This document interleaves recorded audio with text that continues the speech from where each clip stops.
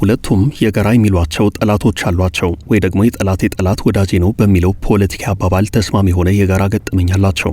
ሁለቱም የኢትዮጵያን ውድ ነገር ይዘዋል። ኢትዮጵያ ሆይ እባክሽን የንታይለን የሚሏትን ቢሏትም እንደማትተውላቸው የሚያውቁትን አውቀውም የሚያጠፉትን ወሳኝ ጉዳይ መያዛቸውን አፍሪካውያን እየታዘቡ ነው። አሜሪካ ከመታዘብ እልፍ ያለ ተሳትፎ ላይ ትገኛለች። ሌላኛዋ ግብጽና ኤርትራ የሆነች ያህል እስኪመስል ድረስ በኢትዮጵያ ላይ ከበስተጀርባ ተጽዕኖ በማድረግ እጇን ስትሰድ ለቀም ያደርጓት የኢትዮጵያ የዲፕሎማሲ ታጋዮች በተለያየ ጊዜ አለስለሰው ሲናገሩ ተሰምተዋል። ግን ደግሞ የዲሞክራሲ ትግል እንደ ጦር ሜዳ በጥይት ድምጽ ሳይሆን በመድረክ ነው የሚከናወነው። መድረኩ ላይ ግብጽና ኤርትራ በጠላት የጠላት ወዳጄ በመቀናጀት በአንድ ጎራ ተሰይመዋል። በሌላ ጎራ ኢትዮጵያ ብቻዋን ተሰይማለች። በመካከል ፍርደ ገምድል የሆነችው አሜሪካም ተሰይማለች። መድረኩ ላይ 3-1 ፍልሚያ መፈጠሩን የምታውቅ ኢትዮጵያ ብቻ ናት። መንግስቷ እንዲህ ያለ ሜዳ ፈጥሮላት የአፍሪካ ቀንድና የአሜሪካ የጋራ ሜዳቸው ሆና አርፋለች። ሁለቱ አንጋፋ መሪዎች ፕሬዚደንት ኢሳያስ አፈወርቂና ፕሬዚደንት አብዱልፋታህ አልሲሲ ወደ ነጩ ቤተ መንግስት እግር ያበዙበት ወቅት ሆኗል። በዚህ ጊዜ ኢትዮጵያ የትግል ዝግጅት ሲገመገም ከዲፕሎማሲ ይልቅ ወታደራዊ ሆኖ አመዝኖ ይታያል። ወታደራዊ ዝግጅት ደግሞ ለማደናገሪያ ካልሆነ በቀር ብቻውን አሸናፊ እንደማያደርግ ጠቅላይ ሚኒስትር አብይ ያውቃሉ። በርካቶች ወታደራዊ ዝግጅታቸውን በመታዘብ ዲፕሎማሲው ላይ የገጠማቸውን ጉልህ ክፍተት በመተንተን ይተቿቸዋል።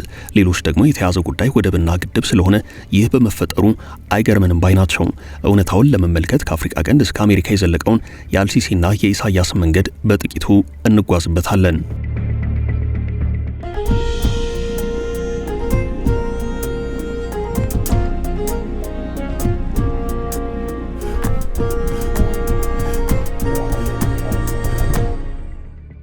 የኢሳያስ ጠባብ መንገድ።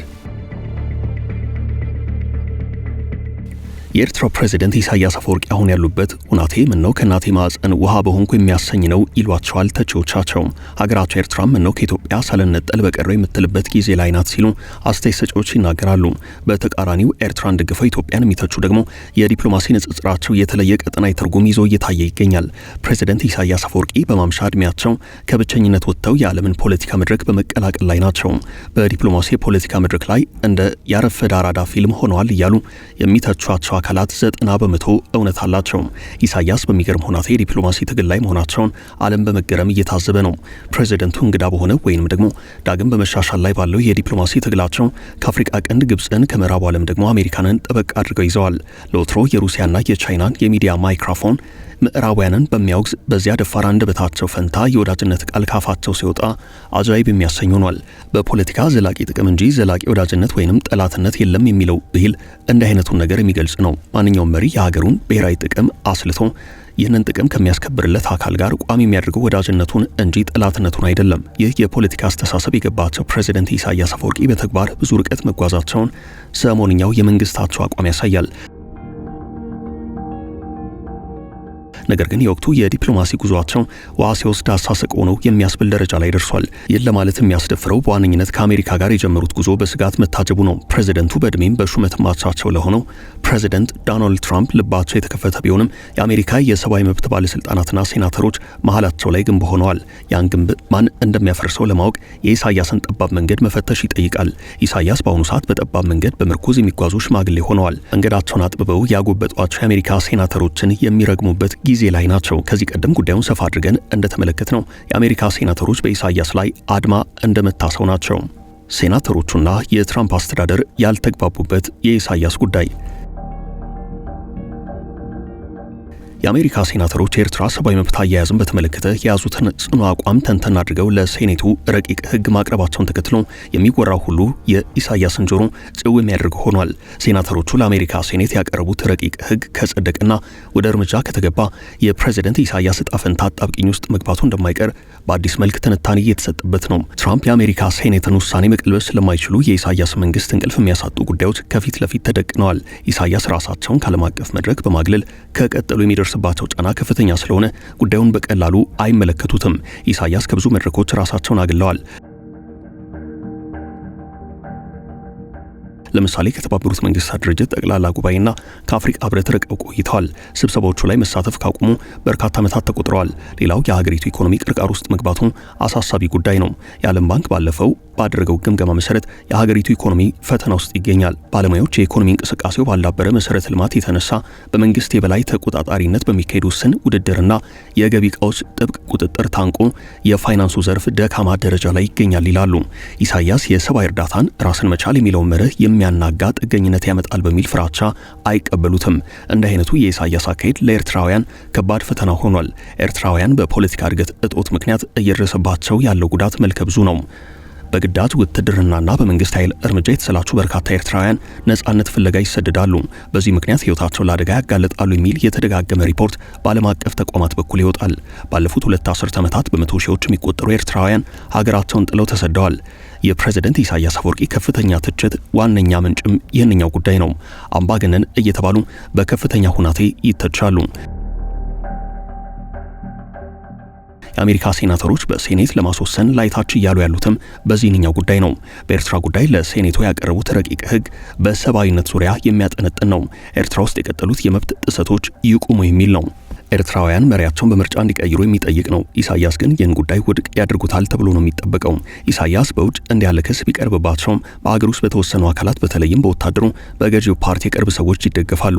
እርሳቸውን የብሔራዊ የነጻነት ምልክትና የውጭ ጣልቃ ገብነትን የተቋቋመ አድርገው በሚመለከቷቸው ወገኖች ዘንድ ድጋፍ ስላላቸው አሁንም ኤርትራ ያለ ኢሳያስ ተስፋታለች። ፕሬዝደንቱ አሜሪካና ምዕራባውያን ኃይላት አብዝተው ይቃወማሉ። እነዚህ ኃይላት ኤርትራ በትግል ያገኘችው ነጻነት ለማናጋት እያሴሩ ነው ብለው የሚያምኑ ዲያስፖራዎች ኢሳያስን ይደግፋሉ። በዚህ ምክንያት የኢሳያስ መንግስት ቀጥሏል። ከዚህ በኋላ የሚገጥማቸው ፈተና ግን ቢያንስ ከሁለት አቅጣጫ ሊከብድ ይችላል። አንደኛው በኢትዮጵያ ጭምር የኢሳያስ መንግስት በትጥቅ ትግል ለመጣል የሚንቀሳቀሱ ኃይላት መኖራቸው ነው። እነዚህ ተቃዋሚ ኃይላት የኢሳያስ መንግስት ሰላማዊ ትግልን ስላልፈቀደ በትጥቅ ትግል ለመጣል ዝግጅት እያደረግን ነው ብለዋል። ሁለተኛው ከላይ በስፋት የተመለከትነው ለአሜሪካ ሴኔት የቀረበው የሴናተሮች ረቂቅ ህግ ነው። የህግ ጸድቆ አሜሪካ በኤርትራ ላይ የምትወስደው እርምጃ ከእስከዛሬው የተለየ ሊሆን ይችላል። አሜሪካ በቀይ ባህር የገጠማትን ፈተና ተከትሎ ከኤርትራ ጋር ያላትን ግንኙነት ለማሻሻል እንቅስቃሴ ጀምራለች። ትራምፕ ለኢሳያስ የጻፉት ደብዳቤ የዚህ ማሳያ ሆኖ ቢጠቀስም ደብዳቤው በተላከ ጥቂት ቀናት ውስጥ ለአሜሪካ ሴኔት የቀረበው የሴናተሮቹ ረቂቅ ህግ ኢሳያስን ክፉኛ የሚያስደነግጥ ሆኗል።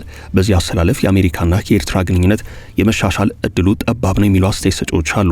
ወዲህ ደግሞ ከግብጽ ጋር ያላቸው ግንኙነት ተመሳሳይ ላባ ያላቸው ወፎች አንድ ላይ ይበራሉ አይነት ሆኗል።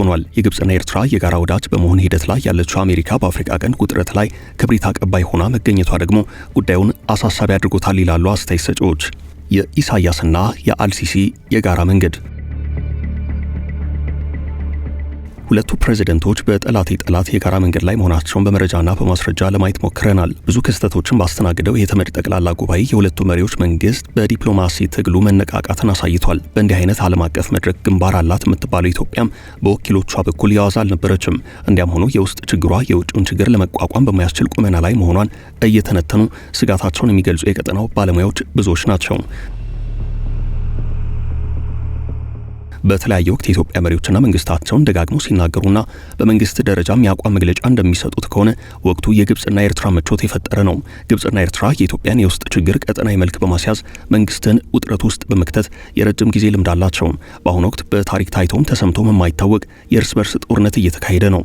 ጦርነቱን ከሌላው ጊዜ ለየት የሚያደርገው መንግስት እንደ ድሮን ያሉ ሰው አልባ የጦር አውሮፕላኖችን፣ ከባባድ የጦር መሳሪያዎችን ታጥቆ መታየቱ ነው ወይንም ጥቅም ላይ መዋሉ ነው። ይህን አጋጣሚ ወደ ድል ለመቀየር በጥረት ላይ የሚገኙት ኢሳያስና አልሲሲ ናቸው። የኢትዮጵያ ባለስልጣናት ኢሳያስን ከፋኖና ከህወሓት ጋር አያይዘው ሲወቅሱ ግብጽንም በውስጥ ታዋቂነት አብሮ ማንሳታቸው አይቀርም። የኢሳያስ መንግስት ከህወሓትና ከፋኖ ኃይላት ጋር ተባብሮ መንግስትን ለመጣል እየሰራ ነው በሚል በተደጋጋሚ ስሙ ይነሳል። የግብጽና የአሜሪካ ሴራም አብሮ እየተገለባበጠ የቀጠለው ከቀጠናው ቀውስ ይልቅ የሀገር ውስጥ ቀውሱ ተባብሶ ስለቀጠለ ነው። ከዚህ የኃይል አሰላለፍ ላይ መረዳት የሚቻለው የኢሳያስና የአልሲሲ መንግስት ከአፍሪካ ቀንድ እስከ አሜሪካ ድረስ አንድ መሆኑን ነው። ኢትዮጵያ በግድቡ በአሰብና በቀይ ባህር የገጠማትን ፈተና እየተጋፈጠች ነው። እንኳን የጋራ ጉዳይ ኖሯቸው በጋራ በመጓዝ ላይ ያሉት ኢሳያስና አልሲሲ ቅርና ሌሎች አካላትም አንድ አድርጎ የሚያስጉዝ እድል መፈጠሩ ከኢትዮጵያ ወቅታዊ ሁኔታ አንጻር መረዳት ይቻላል። አብዛኛው ኢትዮጵያዊና ገለልተኛ አካል የሚባሉ ጭምር የሚያስማማ ጉዳይ ሆኖ ሲገለጽ የኖረው የቀጠናዊ የዲፕሎማሲ ትንቅንቅ የመጨረሻው ምዕራፍ ላይ ደርሷል። የበርካታ ኢትዮጵያውያን የዘመናት ቁጭት በታላቁ ህዳሴ ግድብ ላይ ቢመለስም በአስተዳደሩ ጉዳይ ያለው ትንቅንቅ ግን ቀጥሏል። ከዚህ ጎን ለጎን የወደቡ ጉዳይ ሌላ የትግል ምዕራፍ ከፍቷል። በዚህ የአፍሪካ ቀንድ ፍልሚያ ወይንም ፍጥጫ ኢሳያስና አልሲሲ የዲፕሎማሲ የበላይነት ለመያዝ ላይ ታች እያሉ ነው። ኢትዮጵያን በዋነኝነት እየፈተነ ያለውም ይህ ጥምረት ነው። ከዲፕሎማሲ አንጻር የኢትዮጵያን ከባድ የቤት ስራ የሚያመላክተው ዋነኛው እውነታ ይህ ነው። የካይሮና አስመራ ለዓመታት የዘለቀ ጥምረት በየጊዜው የኢትዮጵያን ክፍተት በመለየትና ያንንም ለጋራ ጥቅም ለመበዝበዝ የሚደረገው እንቅስቃሴና አካሄድ ጠንከር ያለ ስራ እንደሚጠይቅ ተንታኞች ይስማሙበታል።